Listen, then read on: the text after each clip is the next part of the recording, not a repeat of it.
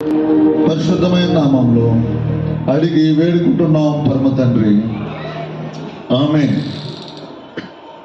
పిల్లరా, మన పరిశుద్ధ గ్రంథం నుండి యోహాను రాసిన మొదటి పత్రిక 3వ అధ్యాయము. యోహాను రాసిన మొదటి పత్రిక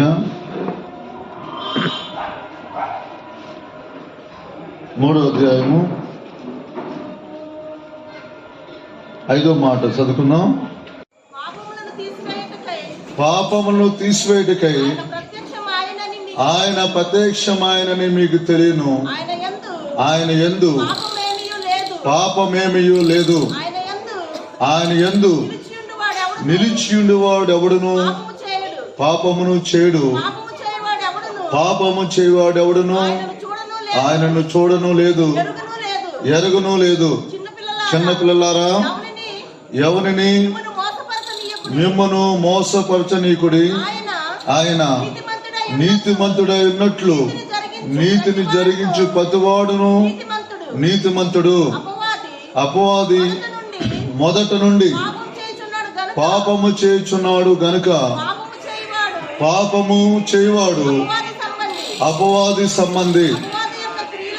అపవాది యొక్క క్రియలను లయపరచుటకై దేవుని కుమారుడు ప్రత్యక్షమాయను. సరిపోద్దండి. ప్రియమైన దేవుని సన్నిధిలో దేవుని బిడ్డలారా, చదవబడిన వాక్యాన్ని చూస్తే 5వ మాటలో పాపమును తీసివేయుటకు ఆయన ప్రత్యక్షమాయనని మీకు తెలియను. 8వ మాటలో మనం చూసినట్లయితే అపవాది యొక్క క్రియలను లయపరచుటకే దేవుని కుమారుడు ప్రత్యక్షమాయను. యేసుక్రీస్తు ప్రభువారు ఈ లోకానికి ఎందుకు వచ్చారంటే పాపాన్ని తీసివేయడానికి, అలాగే అపవాది క్రియలను లయపరచడానికి ఈ లోకానికి ప్రభు అయిన యేసుక్రీస్తు వారు వచ్చారు. ఎందుకని పాపము గురించి ఇక్కడ రాయబడిందంటే, దేవుని బిడ్డలను దేవుణ్ణి దూరం చేసింది ఈ పాపమే. దేవుని బిడ్డలని అపవాది యొక్క కుయుక్తులకి, అపవాది యొక్క ఆ పన్నాగాలకు నరక పాత్రులుగా చేసింది కేవలము అపవాది, దానికి సంబంధించిన పాపము. ఒక డాక్టర్ గారు ఒక ప్రాంతానికి వచ్చినప్పుడు ఆ డాక్టర్ గారి కంట పేషెంట్తో చాలా ప్రేమగా మాట్లాడతాడంట. బాబు, నువ్వు ఏ స్కూల్కి వెళ్తున్నావు, లేదా ఏ కాలేజీకి వెళ్తున్నావు, నువ్వేం చదువుకుంటున్నావు, ఇలా మాట్లాడతారంట. అయితే అతను చేసే ఇంజెక్షన్ మాత్రం ఖచ్చితంగా ఇంజెక్షన్ చేస్తాడంట. టాబ్లెట్స్ అయినా ఇంజెక్షన్స్ అయినా. డాక్టర్ గారికి పేషెంట్ శత్రువు కాదు, కానీ డాక్టర్ గారికి ఎవరు శత్రువు అంటే జ్వరమే శత్రువు. దేవుని బిడ్డలారా, ఈ యొక్క విషయాన్ని మనం జాగ్రత్తగా గమనించాలి. చాలా మంది వారి జీవితాల్లో ఎన్నో సమస్యలను బట్టి కుంగిపోతూ మన పాపులకి వైద్యుడు, పాపులకు రక్షకుడు, పాపం నుంచి విడిపించడానికి వచ్చిన యేసయ్య దగ్గరికి వచ్చి కూడా ఇంకా వారి జీవితాల్లో సందేహములోను, నిరుత్సాహములోను, కుంగుదల్లోనూ ఉండిపోతూ ఉన్నారు. దేవుడు స్పష్టంగా తెలియజేస్తున్నారు, వాటి నుంచి మనల్ని, పాపాలని తీసివేయడానికి, మనలోంచి ఆ పాపాన్ని ఏదైతే బాధపరుస్తుందో, ఒక మనిషిలో కాళ్ళలో ముళ్ళు దిగిందనుకోండి, చిన్నదే కానీ ముళ్ళు నడవడానికి ఆ వ్యక్తికి చాలా కష్టంగా ఉంటుంది. ఆ చిన్న ముళ్ళు కష్టమైన తీసివేసినప్పుడు అతడు నార్మల్గా నడవగలుగుతాడు పిల్లరా. అలాగే మనము మనలాగా జీవించడానికి స్వతంత్రత అంటే అర్థం ఏంటంటే, ఏదైతే మంచి ఉందో అది చేయగలగాలి, ఏదైతే చెడు ఉందో అది చేయకుండా ఉండగలగాలి. మానవుడు నేను ఫ్రీడమ్ అనుకున్నాడు, కానీ ఏదైతే మంచి అనుకున్నాడో అది చేయకుండా ఏదైతే చెడు ఉందో దాన్నే చేస్తున్నాడు. ఏది వద్దనుకున్నాడో అది మాటికి చేసి దానికి బానిసైపోతున్నాడు. దాని నుంచి బయటపడే మార్గం లేక నిట్టూర్పులు విడుస్తున్నారు. జీవం గల దేవుడు దాని నుంచి విడిపించడానికి, మనిషిని స్వతంత్రుడిగా చేయడానికి యేసుక్రీస్తు ఎలా జయించాడో అలా మనం ఉండడానికి, ఈ లోకాన్ని మనం వెళ్ళడానికి, మనం పరిశుద్ధులుగా ఉండడానికి దేవుడు ఆయన భూమి మీదకి రావాల్సి వచ్చింది పిల్లరా. ఏ రక్తంలోనూ విడుదల లేదని, ఎన్ని జంతువులు కానీ పక్షుల రక్తంలో విడుదల లేదని ప్రభువే ఆయన వచ్చి పరిశుద్ధ రక్తాన్ని ఒలికించడం జరిగింది, మాదిరి చూపించడం జరిగింది పిల్లరా. ఇక్కడ కొన్ని విషయాలు మనం గమనించినట్లయితే బైబిల్లో యోహాను సువార్తలో చివరి అధ్యాయంలో ఉంటాయి పిల్లరా. యేసుక్రీస్తు ప్రభువారు 2000 సంవత్సరాల క్రితం ఈ లోకంలోకి వచ్చారు. కన్య గర్భం ఆయన జన్మించాడు. 30 సంవత్సరాల వయసులో ఆయన సేవను ప్రారంభిస్తాడు. 3 సంవత్సరాలన్నర ఆయన పరిచర్య చేస్తారు. తర్వాత ఆయన సిలువలో ఆయన ప్రాణం పెడతారు. పునరుద్ధానుడిగా ఆయన లేస్తారు. పునరుద్ధానుడిగా ఆయన తిరిగి లేచినప్పుడు మొదటగా ఎవరికి కనబడతాడంటే మరియా కనబడతాడు. తర్వాత దేవుని యొక్క బిడ్డలైన వారు, దేవుని శిష్యులు ఉంటారు, ఆ శిష్యులకి కనబడతారు. ఇక్కడ ప్రత్యక్షమాయను అన్న దాని గురించి చెబుతున్నాను నేను. వారికి ప్రత్యక్షమవుతారు. ఆ యొక్క ఆ చివరి అధ్యాయంలో ఒక మాట ఉంటుంది, 26, 27 వచనాల్లో. తోమా అంటాడు ఆ సందర్భంలో సందేహపడుతుంటే ఆ తోమాతో చక్కగా ఆయన మాట్లాడతాడు. 20 అధ్యాయంలో 26 వచనం నుంచి మనం కొన్ని విషయాలు చదివినట్లయితే ఇక్కడ రాయబడి ఉండేది పిల్లరా.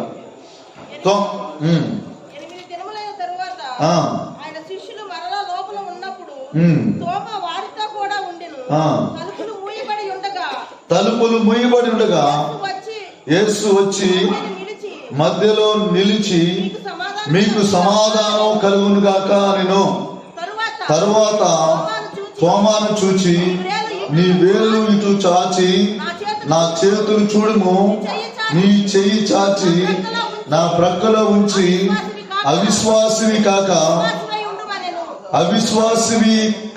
విశ్వాసమై ఉండమనెను. అందుకు తోమా ఆయనతో నా ప్రభువా నా దేవా నేను. యేసు నీవు నన్ను చూచివి నమ్మితివి, చూడక నమ్మిన వారు ధన్యులని అతనితో చెప్పెను.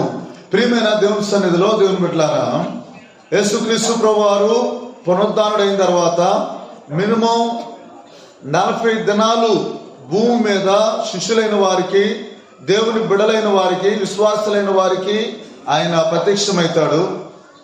తర్వాత మినిమం 500 మంది కనబడతారు పిల్లరా. బైబిల్ లెక్క ప్రకారం 500 మంది కనబడతారు. ఎన్నో పర్యాయాలు వారి దగ్గరికి ప్రభువారు వస్తారు. వారు ఎవరు, జాగ్రత్తగానండి ఇక్కడి నుంచి, వారు ఎవరు అంటే యేసు ప్రభు అంటే నాకు తెలీదు అని అబద్ధం ఆడిన వారు. వారు ఎవరు అంటే యేసు ప్రభు పట్టుకున్న సమయంలో అందరూ పారిపోయిన వాళ్ళే, సందేహించిన వారే. యేసు ప్రభు వారి యొద్దకి ఎందుకు వచ్చారు? 12 మంది శిష్యులు ఉన్నారు. అందులో యూదా ఇస్కరియోతు కూడా యేసు ప్రభు వారిని అప్పగించిన తర్వాత పాపాన్ని ఒప్పుకుంటాడు, పశ్చాత్తాపడతాడు. కానీ యేసు ప్రభు వారు క్షమిస్తాడు అన్న విషయాన్ని సాతాను నమ్మకుండా తన చేతులతో అతను సూసైడ్ చేసుకొని చచ్చిపోయేలా చేసింది. జాగ్రత్తగా వాక్యాన్ని వినండి. సాతాను చేసే మొదటి మానం నిన్ను వాక్యాన్ని నమ్మకుండా, నన్ను వాక్యాన్ని నమ్మకుండా చేస్తాడు. దానిలో ప్రథమైన విషయం ఏంటంటే నిన్ను దేవుడు క్షమించడు అని చెప్తాడు. అది అబద్ధం. వాడు మొదటి నుండి అబద్ధికుడి మాట. నిన్ను దేవుడు క్షమించడు, నీ జీవితం బాగుపడదు, నీ కష్టాలు పోవు, నీ శాపం పోదు, ఏదో అలా బ్రతికుండాల్సిందే, ఇలా బ్రతికే కన్నా చనిపోతే మేలు, ఇలాంటి తలంపులు, ఇలాంటి ఆలోచనలు, ఇలాంటి సందేహమైన ఊహ, అపనమ్మకము, అవిశ్వాసము, నిరుత్సాహము అది కేవలం అపవాది సంబంధించిందే, అపవాది వల్ల కలిగినవే. నీ జీవితాల్లో ఎప్పుడన్నా సందర్భాలు జరిగితే అది దేవుని వాక్యానుసారమైనవి కావు, అది ఆదరణకర్త పరిశుద్ధాత్ముడి ద్వారా వచ్చిన మాటలు కావు. అది కేవలము దుష్టుడికి సంబంధించిన ఆలోచనలే. ప్రియమైన దేవుని సన్నిధిలో దేవుని బిడ్డలారా, అతను పశ్చాత్తాపడ్డాడు. దేవుని వాక్యంలో ఉంది, అతడు వెండి నాణేలు తిరిగి ఇచ్చివేశాడు, నీతిమంతుడని గ్రహించాడు. కానీ అయా నన్ను క్షమించని అడగలేకపోయాడు, ప్రభు దగ్గరికి రాలేకపోయాడు, దేవుడి బిడ్డలో కలవలేకపోయాడు. దేవుడు క్షమించలేని వ్యక్తి అంటే ఎవరు ఉండరు పిల్లరా. ఇక్కడ శిష్యులు దగ్గరికి ప్రభువే వచ్చాడు, తలుపులేసున్నాయి. ఎవరు వీళ్ళంటే ఒకప్పుడు బలహీనంగా అబద్ధాలాడిన వారు, బొంకిన వారే. మనమైతే పేతురు గురించి ఒక మాట చెప్పొచ్చు, దేవుడి సమయానికి వచ్చినప్పుడు ఇతను బొంకాడండి, లేదా ఇతను అబద్ధం ఆడాడండి అని చెప్పొచ్చు. దేవుడైతే పేతురుని అలా చూడలేదు పిల్లలు. పేతురికి ఉన్న అంతరంగం యేసుప్రభువు వారికి తెలుసు. అందుకని బైబిల్లో ఒక మాట ఉంది, మనుషులు పైరూపం చూస్తారంట, మన దేవుడు దేన్ని చూస్తాడంట? హృదయం. చెప్పాలి, అందరు నోరు తెలిసే అన్నమాట. నా తండ్రి దేన్ని చూస్తాడు? లోకంలో మాట ఉండిద్ది, తల్లి అంట బిడ్డల యొక్క ఆకలి ఎరిగి ఉండిద్ది అంట పిల్లలు. దేవుడు మనమైతే పేతుర్ని ఒక అబద్ధికుడాను, లేకపోతే వదిలేసి వెళ్ళిపోయాడని చూసి ఉండొచ్చు, లేకపోతే సంబోధించవచ్చు, లేకపోతే తోమ ఆ అవిశ్వాసకున్నాడని చూసి ఉండొచ్చు. అదే తోమాని క్రీస్తు శకం 53వ సంవత్సరంలో మద్రాసుకి దేవుడు పంపించాడు. అదే తోమ సముద్రంలో నీళ్లు తీసుకొని పైకి ఇసిరేసి ఇది యేసునామంలో ఆగు అంటే ఆగింది. అదే తోమ ఆ నీళ్లు ప్రవహిస్తుంటే నీళ్ళలో తీస్తే గుంటపడింది. అదే తోమ దేవుని యొక్క శక్తిని అనేకులకు చూపించగలిగాడు, దేవుని కొరకు అత్సాక్షి అయ్యాడు. ఆ తోమాని బట్టి మన ఇండియా మొత్తానికి మేలు జరిగింది. ఈ రోజున మనం మనశ్శాంతిగా ఉండి దేవుణ్ణి ఎరిగి మందిరాలకి వెళ్ళి కూర్చొని ప్రశాంతమైన పరలోక వాతావరణం అనిపించి ఏ కష్టం వచ్చినా సరే అర్ధరాత్రి పూట ప్రభువాని ప్రార్థన చేసుకొని మన సమస్యలు పరిష్కారం పొందుకున్నామంటే మనం ఇతను అనుమానస్తుడు అని ఒక బిరుదిచ్చాం కదా. ఆ తోమ వల్లే మనకి భాగ్యం దొరికింది.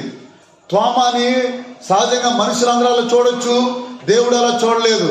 పేతుర్ని మనుషులందరూ అబద్ధమాడి దేవుడు వదిలేశాడని చూడొచ్చు, దేవుడు అలా చూడలేదు. ఒక్క మాట జాగ్రత్తగా గమనించండి దేవుడు బిడ్డలారా, ఎవరు నడవనప్పుడు కూడా పేతురు నీటి మీద నడిచాడు. ఎవరైనా అభ్యంతర పడవచ్చు కానీ నేను అభ్యంతర పడను అంటాడు. యేసు ప్రభువును పట్టుకునే సమయంలో తనకున్న ఆ శరీర సంబంధమైన జ్ఞానంతో యేసు ప్రభువును రక్షించుకోవాలని కత్తి తీసి ఆ యొక్క సైనికుడితో యుద్ధం చేయడానికి అతని చెవు మీద కూడా దాడి చేస్తాడు. నిజంగా పేతురు దేవుడు వెంబడించు అంటే ఇంకొక మాట ఆలోచించకుండా, తనకి చదువు లేదు, జ్ఞానం లేదు, తర్వాత పోషణ ఏంటి అని ఆలోచించకుండా అతను ఏం చేశాడంటే అతడు కనుగొన్న దోణులు వదిలిపెట్టి రాగలిగాడు. దేవుడు హృదయాన్ని చూస్తున్నాడు పిల్లలు. వారికి ఎంతో మంచి హృదయం ఉంది, దేవుడు కొరకు బ్రతకాలని మనసు ఉంది, దేవుడు కార్యాలు వారి జీవితాల్లో చూశారు. కానీ సమస్య వచ్చినప్పుడు వారు ఏం చేశారంటే ఆ సమస్యను బట్టి వాళ్ళు చెదిరిపోయారు. ఆ సమస్యను బట్టి వాళ్ళు మాట్లాడేశారు. ఆ సమస్యను బట్టి వారు భయపడిపోయారు. ఆ సమస్యను బట్టి కుంగిపోయారు. ప్రియమైన దేవుని బిడ్డలారా, ఒక శోధన అది ఒక తుఫాన్ లాంటిది పిల్లలు. శోధన వచ్చినప్పుడు మనిషి నిలవలేనంతగా ఉండింది. ఎలాంటి పరిస్థితిలో ఉన్న వాళ్ళైనా గొప్ప కూల్చేసేలాగా మార్చేసింది. ఒక్క మాట గమనించండి, శోధనలో నువ్వు పడిపోయి ఉండొచ్చామో కానీ లేపడానికి యేసు ప్రభువు వారు వచ్చారు. నువ్వు శోధనలో బలహీన అయిపోవచ్చామో, శోధనలో ఒకప్పుడు నువ్వు ఎంతో దేవుడి కోసం బ్రతకాలని మనసుండి కూడా నేటి దినాన ఎవరికి ఉపయోగపడలేకపోతున్నానని కుంగిపోయి ఉండొచ్చామో, నా జీవితం అడుగు కాసిన వెన్నిలాగా అయిపోతున్నానని నువ్వు బలహీనం అవ్వచ్చాము. కానీ నీ కొరకే ప్రభు ప్రత్యక్షమవుతున్నాడు. నీ కొరకే ప్రభు ఈ లోకానికి వచ్చాడు. నిన్ను బలపరచడానికే వచ్చాడు. ఆ శిష్యుల్ని, ఆ స్త్రీలను, ఆ తోమాని దేవుడు మాటికి వారి మధ్యలోనికి వస్తాడు. వారి మధ్యలోనికి వచ్చి వారిని బలపరుస్తాడు, వారిని ధైర్యపరుస్తాడు. నాకు చాలా ఆశ్చర్యమైన విషయం ఏంటంటే మనమైతే వారు అబద్ధాలు ఆడారు, లేకపోతే వారు యేసు ఎవరో తెలీదు, ఇలా మాట్లాడారన్నట్టు మనం చూస్తాం. యేసు ప్రభు అయితే వీళ్ళు నా కొరకు ఒకసారి నీటి మీద నడిచారు, వీళ్ళు ఒకసారి నా కొరకు ప్రాణం పెడతారని సిద్ధపడ్డారు, ఎవరు అభ్యంతరపడినని హృదయవంతుడితో చెప్పారు. వీళ్ళు నా కొరకు సమస్యను వదిలిపెట్టి వచ్చారు, కానీ ఈ శోధన వల్ల వీళ్ళు బలహీనమయ్యారు. ఈ శోధన అపవాదం వల్ల కలిగింది, ఈ శోధన పాపం వల్ల కలిగింది. అయితే నా బిడ్డల్ని నన్ను దూరం చేసేది కేవలము ఈ అపవాది క్రియలే, కేవలం ఈ పాపమే. దీన్ని లయపరచడానికే నేను వస్తానని వారి మధ్య ప్రత్యక్షమయ్యాడు. దేవుడు ఎందుకు ఈ లోకానికి వచ్చాడంటే సాతాను క్రియల నుంచి మనం విడిపించడానికి, సాతాను క్రియలను లయపరచడానికి, దేవుడిని నిన్ను దూరం చేసిన ఆ అపవిత్రమైన క్రియలను లయపరచడానికి. ప్రభువు వారిని దర్శించిన తర్వాత వారి మేడగద అనుభవం పొందుకుంటారు, పరిశుద్ధాత్మ వరాన్ని పొందుకుంటారు, అన్ని భాషల వరాన్ని పొందుకుంటారు, ఆత్మ ఫలాలను వరం పొందుకుంటారు. ఒకప్పుడు వాళ్ళు నేను గొప్ప అనుకునేవాళ్ళు. తర్వాత వాళ్ళు అలాంటి మాటలు వినపడలా, శరీర సంబంధమైన మాటలు వినపడలా, నన్ను గుర్తించాలన్న మాట వినపడలా, నేను గొప్ప అన్న మాటలు వినపడలా. లోక సంబంధమైన పరిస్థితుల మీద జయమిచ్చాడు. వారు ప్రాణానికి భయపడ్డారు, తర్వాత ప్రాణానికి భయపడలా. ధనాపేక్ష మీద జయం వచ్చింది, వారికి శరీరం మీద జయం వచ్చింది, ప్రేమహీనత మీద జయం వచ్చింది. ఎవరిని చూసినా యేసువలే. పేతురు ఒక్కసారి వాక్యం చెప్తే 3,000 మంది బాప్తీసం తీసుకుంటారు. పేతురు ఒక్కసారి వాక్యం చెప్తే 5,000 మంది బాప్తీసం తీసుకుంటారు. పేతురు నీడ తగిలితే దెయ్యాలు పారిపోయినాయి. దేవుడి యొక్క ఉద్దేశము పేతురు పట్ల ఉన్నతంగా ఉంది, తోమా పట్ల ఉన్నతంగా ఉంది. ఆయన ఎందుకు వచ్చాడంటే బలహీనుల్ని బలపరచడానికే, కుంగిన వారిని లేవనెత్తడానికే. వారి యొక్క అంతరాంగము తెలుసు. ప్రియ సహోదరి సహోదరుడా, నీ జీవితాల్లో నువ్వు అనుకోనుండొచ్చు, నేను ఒక అస్సాక్షి అవ్వాలి, నేను దేవుడి కొరకు ప్రాణం పెట్టాలి, దేవుడి కొరకు అరిగిపోవాలి, ప్రసవాదన పడే వరం నాకు కావాలి, దేవుడి కొరకే నేను జీవించాలి, బతికిన కొద్ది దినాలైనా దేవుడు ఉండే చాలు, ఈ లోకం వద్దని ఎన్నోసార్లు ప్రార్థన చేస్తుండొచ్చు, ఎన్నోసార్లు దేవుడు వేడుకొని ఉండొచ్చు. కానీ నీ కలిగిన ఆర్థిక ఇబ్బందిని బట్టి, నీ కుటుంబ సమస్యను బట్టి, మనుషుల నిందలను బట్టి, అపవాది క్రియలను బట్టి ఈ రోజు నీవు నిర్జీవమైన క్రియల్లో ఎందుకు ఉపయోగం లేదు, నా జీవితము ఎవరికి ఉపయోగం లేదు, చచ్చిపోతే పాలు మేలు అని అనుకుని ఉండొచ్చు. కానీ అలాంటి వారి కొరకు యేసు వస్తున్నాడు. ఎందుకంటే ఆయన అంతరంగాలు చూసే దేవుడు. పేతురుని మనం ఒక కోణంలో చూస్తాం, అయితే పేతురుని ఆయన ఎంతో ఇష్టంగా ప్రేమించాడు. తోమాని మనం ఒక కోణంలో చూస్తున్నాం, కానీ తోమాని ఒక ఉన్నతమైన ఉద్దేశంతో దేవుడు అనుకున్నాడు. తోమానే కాదు, యూదా కూడా దేవుడు దగ్గరికి వస్తే ఇస్కరియోతు యూదాని కూడా పేతురి కన్నా యూదా యొక్క తోమా కన్నా యూదాని ఇంకా బలంగా వాడుకుండొచ్చు. దేవుడికి మనం కావాలి పిల్లరా, మన కొరకే ఆయన భూమి మీదకి వచ్చాడు పిల్లరా, మనల్ని ఆయన చేతులతో చెక్కాడు పిల్లరా, మనల్ని ఆయన ఊపిరి ఊదాడు పిల్లరా. మనం నిద్రపోయిన ఆయన నిద్రపోకుండా కాపాడుతున్నాడు. 5 ఏళ్ళు 2024 ఈ డిసెంబర్ వరకు తిన్నాము, లోపలికి వెళ్ళి అంటే దేవుడు పెట్టింది మనకి. నువ్వు నేను ఇలా ఉన్నావు అంటే దేవుడి దయ. ఎంతో మందికి లేని కృపను దేవుడు మనకు అనుగ్రహించాడు. నువ్వు కుంగిపోవడానికి లేదు. ఆయన పాప క్రియలను తీసివేయడానికి ప్రత్యక్షమయ్యాడు, అపవాది క్రియలను లయపరచడానికి ప్రత్యక్షమయ్యాడు. ఏ దేవుని బిడ్డలైతే పారిపోయారు, శిష్యులే పారిపోయారు అనుకున్నారో ఆ 12 మందిని బట్టి, ఆ కొద్ది మందిని బట్టి ప్రపంచానికి మొత్తానికి అమ్మో నాకు యేసు తెలుసు, పౌలు తెలుసు అని సైతాను భయపడింది. నాకు యేసు తెలుసు, యేసు ప్రభు అంటే ఎంత భయపడుద్దో, యేసు ప్రభు బిడ్డలంటే అంత భయపడేలా దేవుడు చేశాడు. దేవుడు అంతరంగా చూస్తున్నాడు పిల్లరా. నేను చెప్పాలనుకున్న విషయం ఏంటంటే, ఈ వాక్యం ద్వారా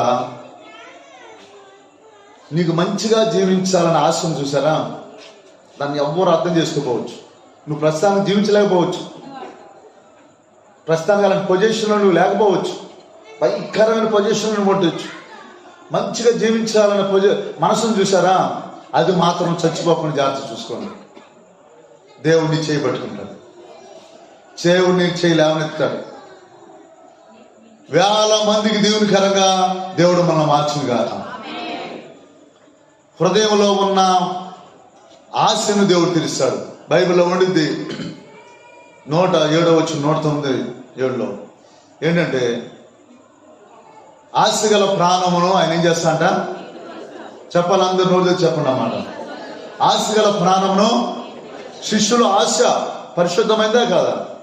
ఉండగలిగారు? పాపం ఉండలేకపోయారు. దేవుడికి ఆ స్థితి చూశాడు. ఇట్లా ఆరోహణం, ఆ పునరుద్ధాన శక్తితో లేచాడు. వెళ్ళిపోవచ్చు. మరియాను వాడుకున్నాడు. అక్కడ మరియాతో మాట్లాడతాడు. గ్రహించింది. ఎంతమంది సేవ చేసిద్దో, ఎన్నిసార్లు కలుస్తాడో చూడండి. చాలా రిఫరెన్స్లు ఉన్నాయి వాటికి సంబంధించి. దేవుడికి నీ అంతరాంగం తెలుసు. ప్రజెంట్ నువ్వు ఏ పొజిషన్లో ఉన్నప్పుడు కూడా దేవుడికి ఏం తెలుసు? దేవుడిని అడగాలి మనం. ప్రభా, ప్రసవ వేదన పడే వరం కావాలి. అనేకుల కోసం అడిగి చచ్చిపోయే వరం నాకు కావాలి. నా జీవితం అడుగు కాసి వినిలాగా అవ్వకూడదు. నేను ఎలా మేలు పొందుకున్నానో అలాంటి మేలు నా జనాంగం అంతా పొందుకోవాలయ్యా.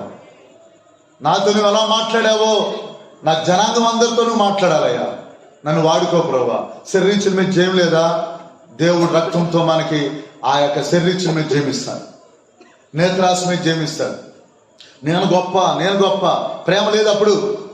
కానీ ఆ మనసు లేకుండా ప్రేమతో నింపేశాడు అంతే దేవుడు. ప్రేమతో ఎవరు చూసినా ప్రేమే. మరణం అంటే భయపడే వాళ్ళని తలకిందులుగా సిరివేపించుకునేలా చేశాడు దేవుడు. సాతాను రాజ్యాన్ని కూల్చేలా చేశాడు. ప్రపంచానికి ఆశీర్వాదకరంగా మార్చాడు. ఈ రాత్రికాల సమయంలో యాక్చువల్గా ఈ కోటకు జరగడానికి ఒక కారణం ఉంది. మా పినాముకి హెల్త్ బాగోలేదు. ఆయన ఎప్పుడు బలహీనంగా ఉంటాడు. కానీ ఎప్పుడు ఏంటి లెక్క చేయను అన్నట్టుండి. మన సహోదరులు మీరు వెళ్ళండి అయ్యా అంటే వెళ్తే అక్కడ లేదు, ఇక్కడ ఉంది. మన బ్రదర్లు వచ్చారు, పలకరిస్తే ఎలా ఉందంటే కొంచెం పర్వాలేదు అని నాకు ఫోన్ చేశారు. ఏదైనా కోటం పెట్టాలి, ఈ బిల్డింగ్ పైన పెట్టాలి, అక్కడ ఏ మొక్కలు ఉండే సరిపోతా లేదా అని చెప్పేసి ఇక్కడ పెడదాం అనుకున్నాం. సరే ఇక్కడ పెట్టాం. ఆ రకంగా ఒక పని మీద వస్తే వాళ్ళు ఎప్పటి నుంచో పెట్టాలనుకున్న వాళ్ళు ఇలా ఏర్పాటు చేశారు. కారణం ఏదైనప్పటికీ దేవుడు మనల్ని ప్రేమించాడు కాబట్టి దేవుడు మన మధ్యలోకి వచ్చాడు. తండ్రి, కుమార, పరిశుద్ధాత్మ ఆదరణకర్తగా ప్రభు మన మధ్యలో సంచరిస్తున్నాడు. హృదయమంతటి ఆమె చెబుతారు. ఎవరన్నా ఆమేన్. ఎవరున్నారు? మన ఒంటరిగా ఉన్న ఎవరున్నారు? భూమి మీద నిన్ను ఎవరు అర్థం చేసుకోలేకపోయినా ఎవరు అర్థం చేసుకుంటారు?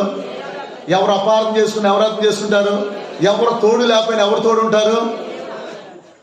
ఎవరైనా సరే మనం ప్రేమిస్తే అందముంటే ప్రేమిస్తారు, డబ్బుంటే ప్రేమిస్తారు, పదవుంటే ప్రేమిస్తారు, మంచి కులం ఉంటే ప్రేమిస్తారు. యేసు ప్రభువారు మనం ప్రేమించారంటే నువ్వు స్క్రాబ్లో పడేశారుగా, అందుకని ప్రేమిస్తాడు. నెక్కలేసుకొని రక్తం కక్కుంటూ క్యాన్సర్ వ్యాధి వచ్చి అన్నం అంతా తినేసి ఎవరన్నా విశ్రాంతులు పడేస్తారు కదా భోజనాలు అయిన తర్వాత. ఆ ఆకుల్లో భోజనాలు చేస్తూ తల్లిదండ్రులు కూడా వదిలేస్తారు అతన్ని డీల్ చేయలేక. ఇక ఇలా కోవడం జరుగుతుంటే వచ్చాడు, కాసేపు కూర్చున్నాడంట. కూర్చుంటే పాస్టర్ గారితో ప్రార్థన చేసుకున్నాడు, వెళ్ళిపోయాడు. ఆ రాత్రి దేవుడు ప్రత్యక్షమయ్యాడు. దేవుడు వెలుగు ప్రత్యక్షమైందంట. ఆ వ్యక్తి తర్వాత నుంచి ప్రార్థనాపరుడయ్యాడు. తర్వాత సేవకులు ఏసన్నా అని పేరు పెట్టారు. హోసన్నా మినిస్ట్రీ ఏర్పాటు చేశారు. 70 దేశాలు ఆయన బతికుండగా వాక్యం చెప్పొచ్చాడంట. నిక్కలుగా పెట్టుకొని క్యాన్సర్ వ్యాధి వచ్చి రైలు పట్టాలప్పుడు తిరిగేవాడంట. ఎవరు కోరుకున్నారు? హృదయాన్ని ఎవరు చూస్తారు పిల్లరా? నువ్వు అనుకోవచ్చు, నన్ను ఎవరు పట్టించుకుంటారు, నన్ను ఎవరు అర్థం చేసుకుంటారు. చాలాసార్లు మనుషులు బాధపడతారు. పొగిడితేనేమో సంతోషపడతాం, అపార్థం చేసుకుంటే ఏం చేస్తాం మనం? నిందలు వస్తే ఏం చేస్తాం మనం? నా ఇంట్లోనే నన్ను అర్థం చేసుకోలేదు అనుకుంటే ఏం చేస్తాం మనం? కుంగిపోతూ ఉంటాం, బాగా కుంగిపోతాం అన్నమాట. ఏంటి? నిన్ను లోకము ఒక విధానంలో ప్రేమించింది. ప్రభువా నన్ను ఎందుకు ప్రేమిస్తున్నామంటే నాలో ఏ మంచి లేదు కదా అంటే దేవుడు ఏమంటాడు? అందుకని ప్రేమించానయా అంటాడు. ఏమంటాడు? ఎందుకు ప్రేమించాడంట? డాక్టర్ గారు నువ్వు మా దగ్గరికి ఎందుకు వచ్చావంటే నీ హెల్త్ బాగోలేదా అందుకే వచ్చాను అంటాడు. ఆయన మన మనసు బాగోలేదు. దేవుడి కోసం బతకాలని మనసు ఉంది. ఎవరికైనా మంచిగా ఉండాలండి. మంచి తండ్రిగా, మంచి తల్లిగా, మంచి భార్యగా, మంచి భర్తగా, మంచి కుమారుడుగా మంచిగా ఉండాలంటుంది. కానీ ఉండలేకపోతున్నారని తెలిసి ఉండేలాగా చేయడానికి యేసుప్రభువు వారు వచ్చారు. దేవుడి కొరకు బ్రతకాలి, దేవుడి కొరకు పని చేయాలి, దేవుడి కొరకు అరిగిపోవాలని ఆశ ఎంతమందికి ఉంది? ఏంటి, కళ్ళలో అయినా సరే సైతం నీ దగ్గరికి వస్తే దేవుడు నాతో ఉన్నాడని చెప్పాలి. మీరు దేవుడు ఇలాంటి పరిస్థితులు మేము నిలబెట్టి వాడుకుని కాదు. గట్టిగా చెప్పట్లే ఎవరు? ఆమె ఏంటి పిల్లరా, మన విశ్వాసం గల మాటలు బలంగా చెప్పాలి. ఏంటి, కుక్క వచ్చిందనుకో చాయ్ చాయ్ అంటారా? ఏమంటారు మామూలుగా? తెలిస్తే ఒకళ్ళిద్దరు చెప్పండి. ఏంటి మరి ఎందుకు గట్టిగా ఆమె ఏం చెప్పరు? ఏంటి, దేవుడు కూడా బ్రతకాలి ఎంతమందికి వస్తుంది? ఎవరి కోసం ప్రత్యక్షమయ్యాడు? దేవుడి కొరకు అరిగిపోయేలాగా దేవుడు మనకు సహాయం చేయను కాక. దేవుడి కొరకు బ్రతకాలి ఆశందా మనకి? ఎవరు చూస్తారు అది? పేతురు ఆశందా లేదు? పేతురికి ఉందా లేదా? వదిలేశాడు దేవుడు. పేతురు వెళ్ళాడా? ఆయన దగ్గరికి వచ్చాడా దేవుడు? శిష్యుల దగ్గర ఎవరు వచ్చారు? ఫస్ట్ వెళ్తాడు పాపం, కనబడక వచ్చేస్తాడు. చాలా మంది తోమా దగ్గరికి ఆయన వచ్చారు. మన పరలోకి వెళ్ళామా? పరలోకి ఆయన వచ్చాడు. ఏంటి, కాసేపు హ్యాపీ హ్యాపీ క్రిస్మస్ అంటాం. చెప్పండి ఒకసారి, happy happy happy Christmas, happy happy Christmas, merry merry Christmas, క్రీస్తు నేడే పుట్టిను. హల్లు చెప్పండి బిగ్గరగా. చేతులు ఎవరు ఎత్తమని మన పిల్లలు చెప్పారు. ఏంటి, మనకి ఏసై ఉన్నాడన్నా, ఎవరు అర్థం చేసుకోకపోయినా అర్థం చేసుకున్నాను. సమస్యలు కుంగిపోతాం మనుషులు, కానీ బలపరిచే ఆయన అంతా ఉన్నాడు. ఉన్నాడా లేదు? ఏంటి, బలంగా మనం వాడుకుంటాడు.